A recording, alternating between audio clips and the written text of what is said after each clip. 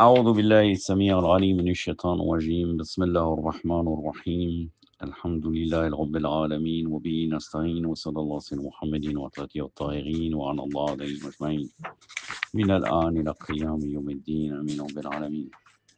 Un hadith que peu de gens connaissent sur le fait que les démons descendent la nuit de l'Qadr aussi, pas seulement les anges. C'est dans Usul al-Kafi, Kitab al-Hujja, le chapitre 41. Donc c'est sur le Aswad al-Qadr et son interprétation. Le hadith numéro 9. Je ne sais pas si je vous ramène la chaîne de transmission, parce que dans le hadith numéro 9, c'est la même chaîne de transmission que le hadith numéro 8.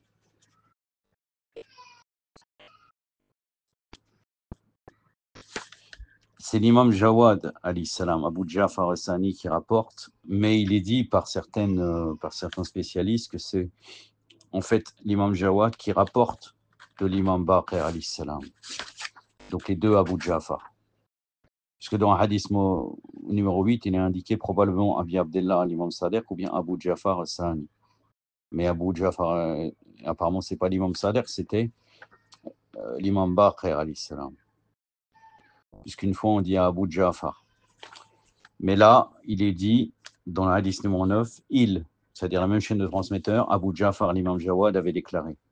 Évidemment, le nombre de troupes des démons, shayatines et de leurs semblables, azwajihim, là il est dit azwajihim, mais il y a une autre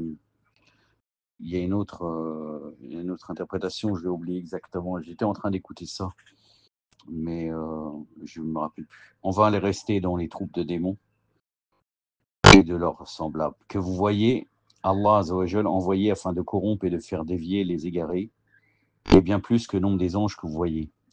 Allah a envoyé pour le représentant, c'est-à-dire l'imam, alayhi salam, d'Allah pour qu'il apporte la justice et la bonne récompense. On lui dit, oh Abu Ja'far, comment est-ce possible qu'une chose soit plus nombreuse que les anges? Il répondit, ceci est selon la volonté d'Allah.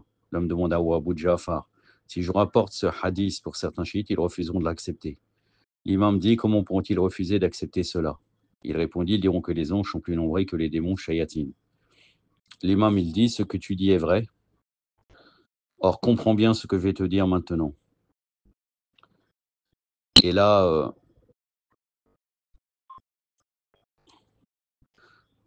on n'a pas la réponse de la personne, donc ils disent qu'il y a une problématique dans le hadith rapporté. Parce qu'éventuellement, ils disent que ça pourrait être, les spécialistes disent que ça pourrait être, le nombre des démons, il est égal à celui des anges. Ala kulli hal. Ce que tu dis est vrai, or comprends bien ce que je vais te dire maintenant. Il ne passe aucune nuit ou jour sans que tous les djinns et les démons, shayatines, ne se présentent auprès des imams de la perdition, et le même nombre des anges rendent visite à l'imam de la juste direction. Donc là, on peut comprendre qu'ils ne sont pas plus nombreux, ils sont égaux. Ils sont égaux au nombre de shayatines, les anges. Jusqu'à ce que la nuit de Qadr arrive, et certains anges descendent sur terre auprès de celui qui possède l'autorité.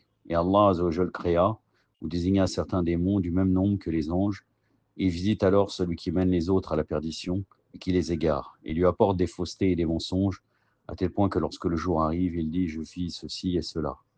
Tandis que s'il demande des explications à l'imam de la juste direction au sujet de ce qu'il avait vu, il lui dirait « tu as vu un démon qui te dit ceci et cela ». Et il lui expliquera tout cela et le mettra au courant de sa perdition et de son égarement. Je jure par Allah que celui qui croit à la nuit d'Aqad sait très bien que cette nuit est à nous spécialement.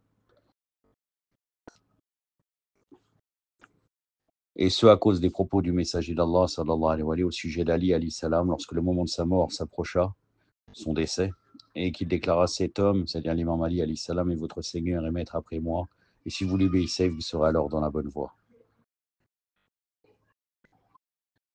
Or, celui qui ne croit point à tout ce qui arrive dans la nuit de Qadr refuse et réfute la descente des anges auprès de nous, aussi le fait que cette nuit est pour nous spécialement. Quiconque croit en la nuit de Qadr et dont la croyance diffère de la nôtre ne pourrait dire la vérité au sujet de sa croyance, à moins qu'il ne dise que cette nuit est pour nous spécialement. Et si quelqu'un ne dit pas cela, par conséquent, il est définitivement un menteur et ne croit guère à cette nuit. Je continue jusqu'à la fin du hadith pour le tabarok, pour le baraka, mais sinon l'idée principale des shayatines qui descendent la nuit de Qadr aux imams de la perdition et aux pervers, elle a été dite, mais je continue quand même.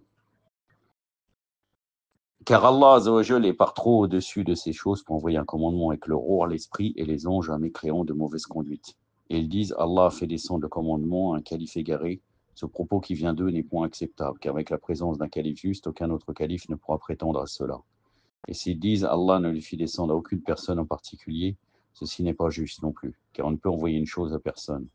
Et s'ils disent, et ils le diront sûrement, tout cela, au sujet de la nuit de Qadr, est sans aucune importance.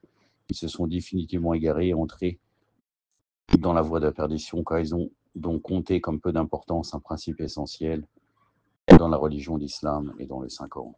أكتفي بهذا القدر وصلى الله على محمد وآله وصحبه أجمعين والسلام عليكم ورحمة الله.